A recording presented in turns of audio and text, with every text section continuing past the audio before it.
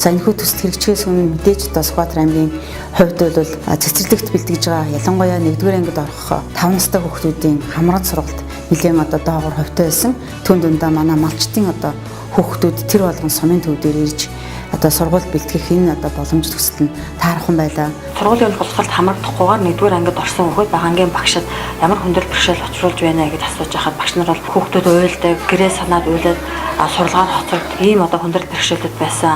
Гэтэл одоо сургууль бэлтгэх хөтөлбөрт хамрагдаад 1-р ангид орсноороо бол сургалгын хоцрогдол гарахгүй байна. Бусад одоо цэлэгт явсан хүүхдээс ялгахдаггүй байна гэдэг дээр багш нар маш их сэтгэл ханамжтай байгаа.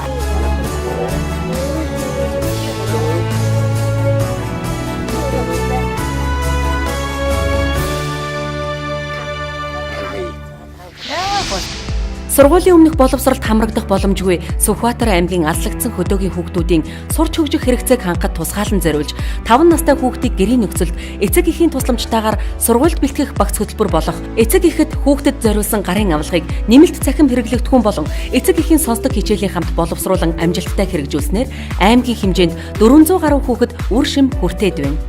Энэ хөтөлбөрт хамрахтаас өмнө манай охин бүрэг ичимхий хүнтэй юм дуугардаг дуу цойтой хүүхэд байсан. За энэ хөтөлбөрт хамрагдаж игснээс хойш хүнтэй юм ярьж хүнээс юм их зүйлийг асууж лавладаг болсон. Залуу гэрэл яаж хүүхдээ сургуульд цэцэрлэгт өгөхүүгээд бас жоохон тэгсэн. Тэгээд энд хамрагдсараа бидэрт их төвшөлттэй байгаа. Тэгээ манай жил одоо 2-р ангид сурсаар хүү амьтантай бас найз нөхдөд хүүхдүүдтэй тоглож бас юм хаваалцах нь бас арай илүү болсон. Би 1-р ангидаа амт сураад өвлийн өвнөөс бэлэг авсан.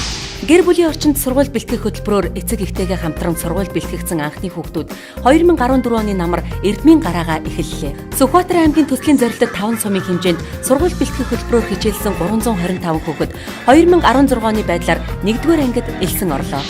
Сумын төвөөс алсагдсан малчин эцэгчүүдийн боловсролын хүрээд хийсэн хүүхдтэйгээ ажиллах арга барил сайн суралцсан учраас бусад эцэгчүүдэд их үлгэр дуурайл олдог.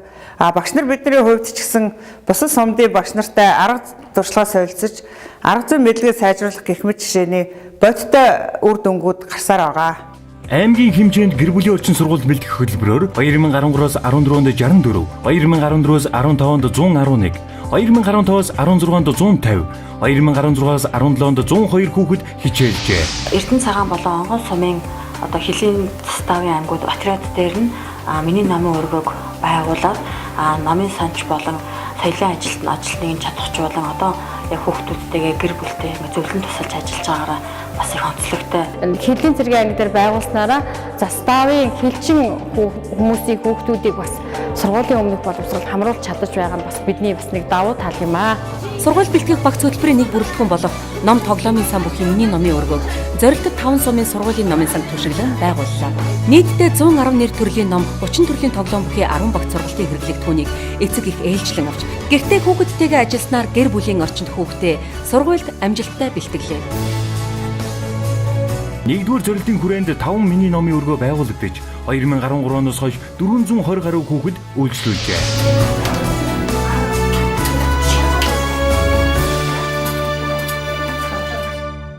Sukhbaatar аймгийн хөтөлбөр хэрэгжиж буй 5 сумын гэр бүлээсээ хол айл болон дотор байранд амьдарч байгаа хүүхдүүдийг шинэ орчинд дасан зохицох, бие даан сурч, амьдрах чадвартай болгоход туслах 6-аас 10 насны хүүхдийн сургалт хөгжлийг дэмжих 100 гаруй арга зүй бүхий 2 модулаас бүрдсэн хичээлийн бус цагийн нэмэлт хөтөлбөрийг боловсруулж, дотор байр болон бага ангийн багш нар, эцэг эх, олон нийт зэрэг олон талт төлөөллийн оролцоотойгоор амжилттай хэрэгжүүлж байна. Дотор байранд 1-р ангийн хүүхдийн тоо Мөн багангийн хүүхдүүдийн тоо эрс өссөн. Өнгөрсөн жил 1-р ангийн хүүхэд ганцхан хүүхэд суудаг байсан бол энэ жил 3 хүүхэд орсон байж байгаа. Энэ нь бол бас их ололттой. Хамгийн гол нь хүүхэд хөгжлийн танхим маш их догтой хүүхэд тоглох, сурах нөхцөл боломжоор хангагдсан. Тухайн хүүхдүүд хичээлийн хослолтой айлж одоо чөлөө цагаараа үр бүтээлтэй үйл ажиллагаанд хамрагддаг болсон. Нөгөө алсад байгаа ээж аваагаа санах одоо гэрээ санах нь багасаж хичээлдээ улам их идэвхтэй болж хичээлийн бусын нэмэлт хөтөлбөрийн одоо тэр дагуу үйл ажиллагаанд хамрагснаар одоо сургалтын ахис гарч ирж байгаа. Хүүхдийн сурах хөгжих үйл явцад дэмжлэг үзүүлэх хүүхэд хөгжлийн танхимыг Сүхбаатар аймгийн зорилттой 5 сумын сургуулийн дотор байрыг түвшиглэн байгуулсан. Тус танхимын үйл ажиллагаа нь бага ангийн хүүхдүүдийн сургууль дотор байрны амьдралд дасан зохицоход туслах, тэдний сурч хөгжих үйл явцыг дэмжиж чиглэж байгаа ба хичээлийн хоцрогдлоос сэргийлэх, чөлөө цагаа бүтээлчээр өнгөрүүлэх зэргээр хүүхэд бүрийн хөгжлийг дэмжин бодиттой үр дүнд хүрээд байна. Би 7 хоногт 2-3 одоо энд орж ирдэг. Тэгтээ тоглоод бас хичээлээ хийдэг. Зөндөө олон найзуудтай танилцсан. Дуу шүлэг, тоглоом, яа тоглох, дүүнэртэй юу зааж өгөхийг сурч авсан. Би шагаагаар найзуудтай хамгийн их тоглох дуртай. Бага ангийн хүүхдүүдийн хичээлийг хийгээд өөр хамтдаа хичээлээ хийдэг. Нэг суманд хүүхэд хөгжлийн танхимаар жилд дунджаар 90 хүүхэд үйлчлүүлсэн байна. Төсөл хэрэгжиж байгаа Сүхбаатар аймгийн 5 суманд хичээлийн бус цагийн нэмэлт хөтөлбөр 2014-өөс 14-нд 344, 2014-өөс 15-нд 382, 2015-аас 16-нд 556, 2016-аас 17-нд 521 хүүхэд хамрагдсан байна.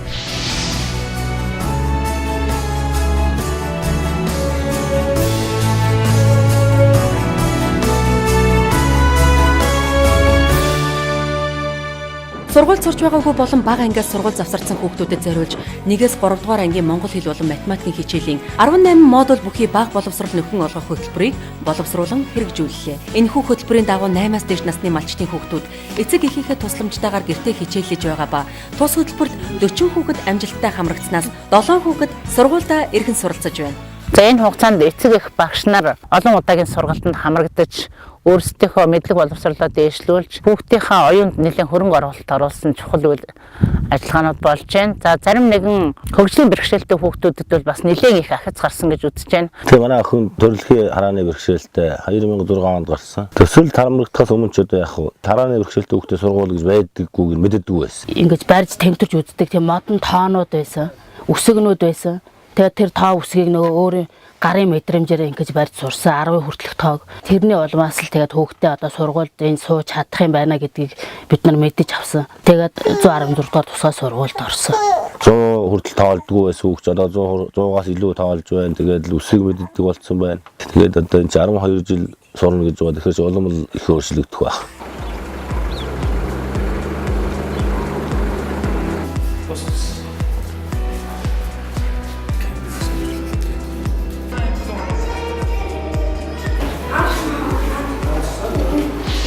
Аавч манад гоё үлгэр уншиж өгчээсэн. Тэгээ би дүрс ялгаад гоё тоглоомуудаар тоглодог гэсэн. Тэгээд энэ сургуульд ирээд бас төстэй юм сарахад надад гоё амархан байсан. Энэ манай сургуульд ирэхээс өмнө тухайн хүүхд маань болохоор хөтөлбөрт хамрагдаад явж исэн болохоор аливаа юмыг чэйжэл тогтоох, ургуулсан бодох. Тэгээд нөгөө нэг хэлбэр дүрсийг аягүй сайн бас мэдчихсэн учраас бид нарт бас арай төхөм энэ хүүхдийн амжилтанд хүрэхэд бас их толгуур болж өгч байсан. Бага боловсрол нөхөн олгох хөтөлбөрт хамрагдсан манай хувьд бол сурах хайгүй хэрмэлзэлтэй болсон. Үүний бас эцэг эхийнх нь хандлага ч гэсэн өөрчлөгдөд хүүхдэд цааш нь сургыг хөгжүүлэе гэсэн тийм хүсэлтэй болсон. Сүхбаатар аймгийн хэмжээнд бага боловсрол нөхөн олгох хөтөлбөрт 2014-өөс 15-нд 31, 2015-аас 16-нд 32, 2016-аас 17-нд 22 хүүхэд хамрагдсан байна. Манай аймгийн хувьд 5 зүйлийн 4-ийг Ахмад багш нар өөрөөр хэлбэл тэтгэврт гарсан багш нар ахалдаг учраас боловсролынхаа дотоод ажлуудыг нэлээд сайн мэддэг хүмүүс учраас Ахмад багш нараараа удирдуулах нь зөв байдаг юм а гэсэн санааг эндээс олж авсан байгаа. Хүүхдүүдийг сайн сайхан хүн болох, бие даан амьдрах чадвартай, өндөр боловсролтой, өөрийгөө чөлөөтэй нээх, иргэн болон хүмүүжүүлэхэд өөрсдийнхөө үйл ажиллагааг сайн санааны үндсэн дээр явуулдаг. Гурван хөтлөөр гурванд нь одоос ингээд туслах, зөвлөх, хамтран ажиллах чиглэлээр үйл ажиллагаагаа явуулдаг. Манай багш сургууль хүмүүжүүлэх төслийг одоо гардаж ажилласан хүмүүс маань асар их ийм ариун баялаг туршлагатай болсон. Энэ туршлагаараа одоо бусад сумдуудаа одоо энэ төслийг бас үргэлжлүүлэх цаашид үр дүнд хүрэх ийм боломж олдсоо бол одоо нээлттэй байгаа гэж харж байгаа. Төсөл хэрэгжсэн Сүхбаатар аймгийн 5 суманд миний номын өргөө 8-ыг, хүүхэд хөгжлийн танхим 5-ыг, бага боловсрол нөхөн олгох сургуулийн танхим 6-г байгуулан ажиллалаа. Төслийн хүрээнд нийт 900 орчим боловсролын байгууллагын ажилтнуудын чадварыг бэхжүүлж 2000 гаруй эцэг эхэд шууд хүрсэн байна. Нэгдүгээр ангийн багш, цэцэрлэгийн багшны хоорондын ажлын холбоо маш сайжирч энэ хөтөлбөрт хамрагдсан хүүхдүүдийг 9 сарын 1-нд сургуульд хүлээж авахдаа тодорхой хэмжээний хөтөлбөрийн дагуу нийтэд үйл ажиллагааг нь сурталчилсан байдлаар хүлээж авдаг болсон.